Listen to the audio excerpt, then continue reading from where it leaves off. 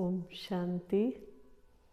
आज का मेरा टॉपिक है कि संसार जो है एक ड्रामा है, इसमें हर आत्मा अपना अपना पार्ट बजा रही है। सिर्फ ये एक बात सोचने से ही मन बिल्कुल शांत हो जाता है। जैसे आप देखते होंगे हमारे मन में कई तरह के संकल्प चलते हैं कि फलाना मेरे साथ ऐसे क्यों करता है, मैं सबके साथ अच्छा करती हूँ फिर भी मेरे साथ ऐसा क्यों होता है। अगर ये एक बात हमारे मन में बैठ जाए कि ये बना बनाया एक ड्रामा है जिसमें हम सब पार्ट बजा रहे हैं। अभी आप देखते होंगे हम एक कोई छोटी सी फिल्म देखते हैं तो उसमें भी क्या होता है कि अगर कोई पार्ट बजा रहा है तो अगर कोई अच्छा बजा रहा है तो भी हम खुश होते हैं, और अगर कोई बुरा बजा रहा है तो हाँ भाई ये जो है ना इस पिक्चर का एक छोटा सा सीन है और अभी ये पार हो जाएगा।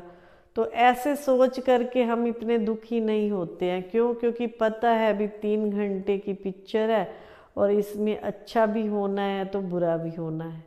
तो ऐसे हमारी जो लाइफ है, हमारी लाइफ भी एक फिल्म की तरह, एक नाटक की तरह है, जहाँ कोई 50 वर्ष जी रहा है, कोई 100 वर्ष जी रहा है, कोई 20 वर्ष जी रहा है।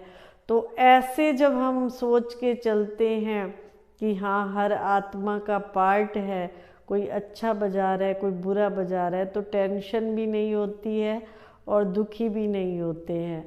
और दूसरी बात ये है कि हमें इस समय ये पता होना चाहिए, देखो जब सतयुग था, सतयुग में सब आत्माएं बहुत सुखी थी, किसी प्रकार का कोई दुख नहीं था। कई कह देते हैं कि देखो भगवान ने ऐसी सृष्टि रची जो दुख ही दुख है। नहीं, परमात्मा ने तो एक सुखमय दुनिया रची, सतयुगी सृष्टि रची, इसको दुखी किसने कर दिया? हम लोगों ने।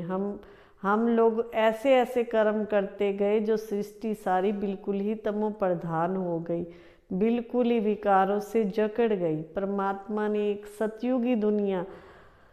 सतयुगी दुनिया की स्थापना की थी जिसमें बिल्कुल सुख ही सुख था, दुख का नाम निशानी नहीं था। इसको एक ड्रामा की रीति से देखें कि सतयुग में भी सुख था, त्रेता युग में भी सुख था, फिर द्वापर युग आया तो द्वापर युग में भी आत्माएं सुखी थी।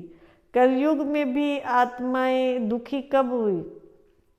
अभी आप 20-25 साल पहले भी जाएं तो इतना दुख नहीं था। आज इंसान के पास सब कुछ है फिर भी दुखी है।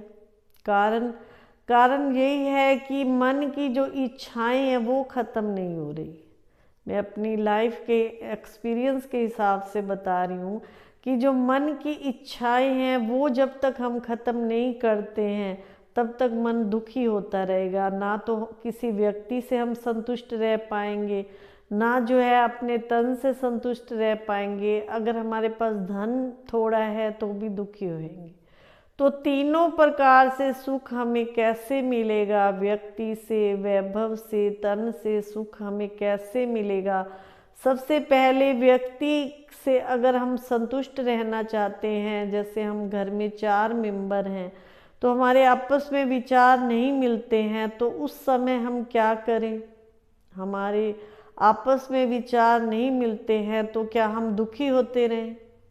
आज देखा जाए तो हम देखते हैं कि आज लड़की की शादी करते हैं तो 6 महीने बाद, साल बाद ही उनका डिवोर्स हो जाता है। कारण उनमें भी कोई ना कोई इच्छा रहती है। पहले होता था, अभी ये होता था कि हाँ मुझे अपने घर की सेटिंग करनी है, मुझे अपना घर अच्छे से बसाना है, तो एक हिंदू नारी में ये होता था।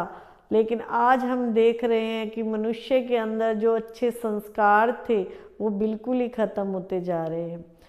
मनुष्य की जो इच्छाएं हैं वो इतनी बढ़ती जा रही हैं, एक दूसरे से एक्सेप्ट करते हैं कि मुझे वो प्यार दे, मुझे सुख दे, मुझे ये दे। उस वजह से जो है 2 जनों का साथ रहना भी मुश्किल हो गया।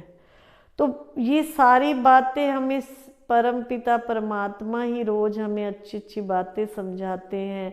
प्रजापिता ब्रह्मा कुमारी ईश्वरीय विश्वविद्यालय से मैं 30 सालों से जुड़ी हूँ, तो वहाँ जो हम सुबह सुन के आते हैं, अच्छी अच्छी बातें सुन के आते हैं, तो पूरे दिन का एक अच्छा विचार मिल जाता है कि मुझे आज पूरा दिन कैसे रहना है, क्या करना है।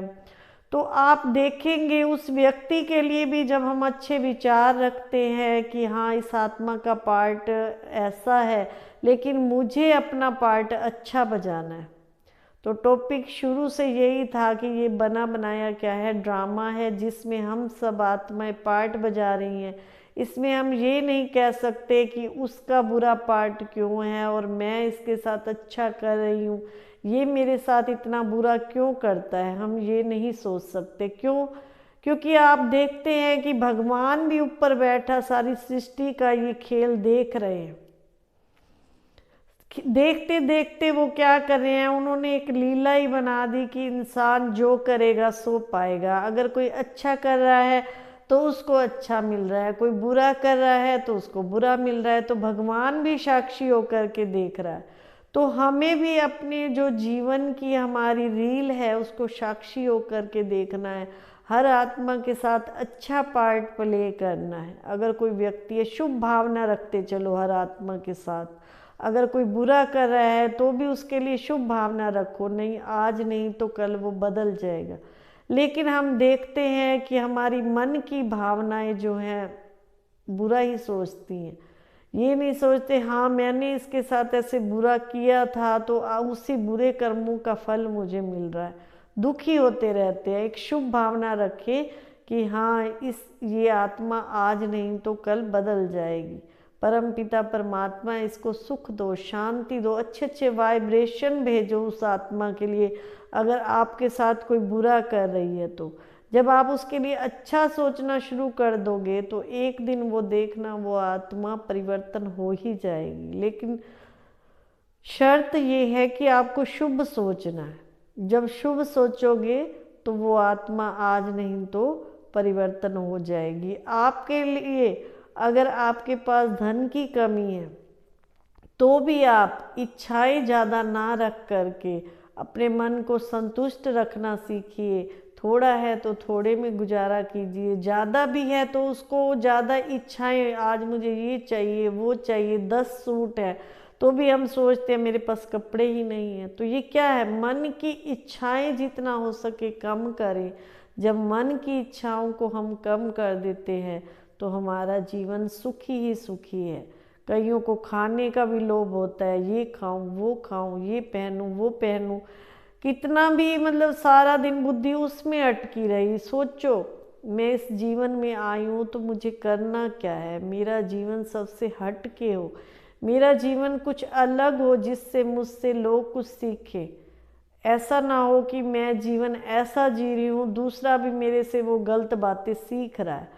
आज देखो देश का वातावरण इतना बुरा है, युवा पीढ़ी जो है व्यसनों में जा रही है, बुरी संगति में जा रही है। तो युवा पीढ़ी को भी हम माताओं बहनों ने संस्कार देने हैं। युवा पीढ़ी के लिए भी एक अच्छी भावनाएं रखें, शुभ भावनाएं रखें कि हाँ अगर हमारे बच्चे हैं तो उनके लिए भी रोज़ सुबह उठते परमात्मा से प्रेयर करें कि हे भगवान मेरे बच्चों को सद्बुद्धि दे, इन्हें अच्छे मार्ग पर चला, ये अपनी पूरी लाइफ अच्छे से गुजारे। तो परम पिता परमात्मा आपकी जो है वो बात जरूर सुनेंगे। तो ऐसे आप उस परमात्मा से संबंध जोड़ना सीखिए। जब उसको अपना मानेंगे, दिल से सच्चे मन से उसको अपनी बात शेयर करेंगे तो जरूर आपका मन का हर संकल्प पूरा होगा। ओम शांति।